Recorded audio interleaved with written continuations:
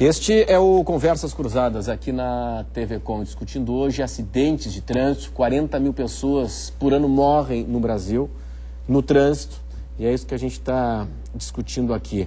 Bom, hoje nós temos o seguinte: a lei brasileira, engenheiro, ela diz que parte do dinheiro arrecadado com as multas deve ser destinada para a educação no trânsito. Sim. Para onde é que vai esse dinheiro? Há um artigo na Constituição que determina que 5% do valor de todas as multas vai para o FUNSET, um Fundo Nacional de Segurança e Educação no Trânsito. Este fundo, em 2007, ele tinha 175 milhões em conta.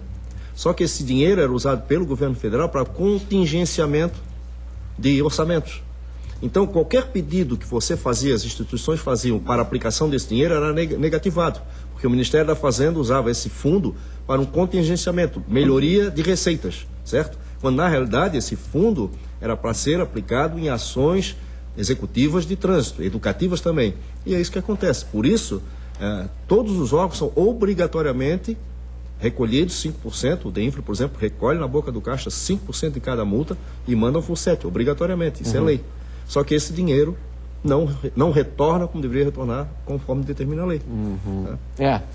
E é isso, a sociedade fica impotente, né? Sim. Mas pode cobrar de que forma? Cobrando do poder público, mas e aí? A gente não vê uma mobilização nesse sentido, né? Sim. Infelizmente. É que muito pouca informação é repassada, né?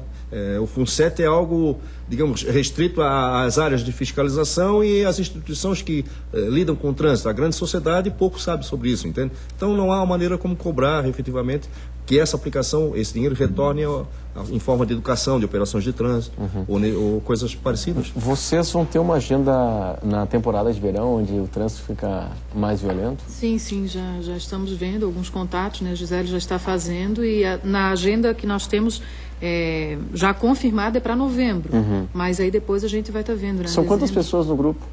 O grupo mesmo em si eram 5, ficaram 4 e agora tem mais voluntários, né? Acho que umas 15, agora é 20 bacana pessoas. isso, né? Quer dizer, gente que está lá se dedicando, enfim, para tentar ajudar as pessoas, né? Sem ganhar nada, um trabalho voluntário, né? Esse negócio acho que tem que ser elogiado, boa causa, né? Uma boa causa, né? E qual é a reação das pessoas quando vocês vão, por exemplo, na balada, né?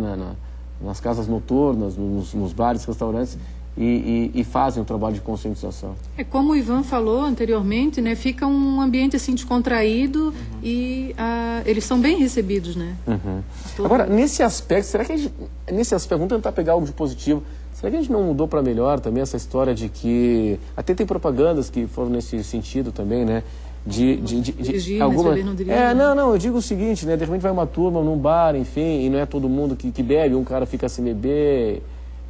Será que nesse aspecto não melhorou? Aí é que tá. No início, logo após foi publicada a lei seca, isso acontecia com uma certa frequência. Hoje a gente percebe que a situação ela se encontra da mesma forma diante da edição da lei, né? Então a coisa realmente continua nesse descrédito, né? Existe problemas, obviamente, com relação à questão da própria fiscalização, né? Precisaríamos ter mais gente para fazer a própria fiscalização com blitz, períodos noturnos, né? Para justamente impedir e fazer cumprir a lei, mesmo com os problemas que se tem, né?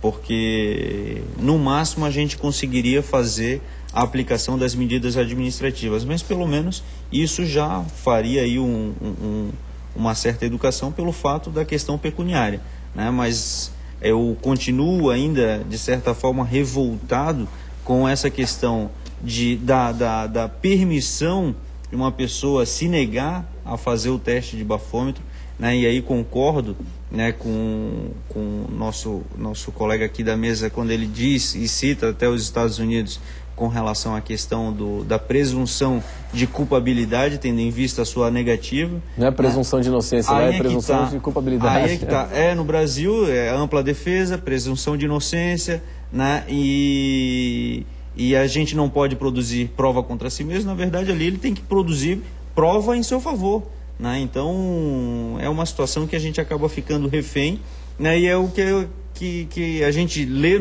nos artigos que são publicados a respeito desse assunto. Justamente estamos favorecendo a proteção da intimidade individual em detrimento de uma coletividade que acaba sendo prejudicada com um condutor embriagado que mata pessoas, comete infrações e gera perigos, muitas vezes que podem ser apenas danos materiais, até mesmo mortes que a gente vem enfrentando. Mas, Renato, eu vejo que melhorou, sabe? As pessoas hoje discutem muito mais isso. O problema é que o trânsito, e vamos falar aqui em frota, está crescendo demais. Hoje nós temos 70 milhões de veículos registrados no Brasil. 15 anos atrás, nós tínhamos, para cada 5 habitantes de Florianópolis, de Santa Catarina, um veículo. Para cada 5 habitantes, um veículo. Há 15 anos atrás. Hoje, para cada 2 habitantes de Santa Catarina, nós temos um veículo. A frota hoje de Santa Catarina passa dos 3,5 milhões de veículos. E a infraestrutura, e a fiscalização? A infraestrutura, a fiscalização aumentou muito pouco. Então, preparo desses condutores? Exatamente. Então, 1% dessa população, se beber o que apronta, é um volume muito grande de gente e isso gera o caos.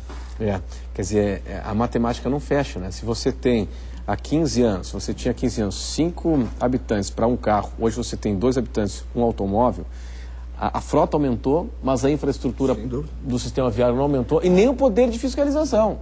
Esse é o problema. Exatamente. Porque assim, o problema do trânsito ele não passa simplesmente pelas questões dos acidentes, que são os resultados mais graves. É a questão da mobilidade, a dificuldade que se tem de transitar, congestionamento, e isso acaba falando mencionando aquela situação do Graziano, daquele que passa pelo acostamento e ali, quando o outro se sente violado no seu direito, ele acaba botando o seu veículo para impedir que o outro ultrapasse ele. Gera um conflito. Gera um conflito. A gente já viu situações que até a própria televisão já noticiou de ter mortes no trânsito em virtude de conflitos desse gênero.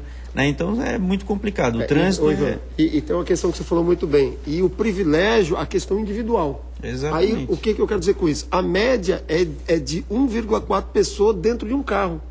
Mas por quê? Porque o transporte coletivo é ruim e é caro. Claro. Então, novamente, como o Ivan colocou. Nada conspira a favor, né? A gente privilegia o individual e não o coletivo. Agora, há o problema de engenharia de tráfego também. Né, que eu vejo. Por exemplo, o seguinte, eu defendo a tese de um choque de ordem na cidade, ou você muda a sinalização. Porque, por exemplo, eu imagino que em alguns momentos na noite, aqui em torno do Beira Mar Shopping, por exemplo, você poderia estacionar à noite, na minha opinião. Não sou engenheiro de tráfego, mas eu acho que em alguns momentos, na Bocaiúva, deveria ser permitido estacionar à noite, em função dos bares e tal. Não pode, mas todo mundo estaciona. Todo mundo estaciona e a maioria não é multado. Então aí fica a casa da mãe Joana, né? Vou dizer que eu recomendo as pessoas a não estacionar. Estão montando, né? Porque a Guarda Municipal tem passado, principalmente ali naquela região, porque cresceu muito, né? Com bares ali, tem restaurantes, bares ali, realmente ficou bastante caótico. Então, e a gente tem passado ali rotineiramente. Mas não dá para pensar em, de repente, liberar o estacionamento em algum horário da noite, enfim? Aí é que tá. Existem alguns locais que, pelo fato de não atrapalhar, existe uma certa tolerância, embora seja proibido.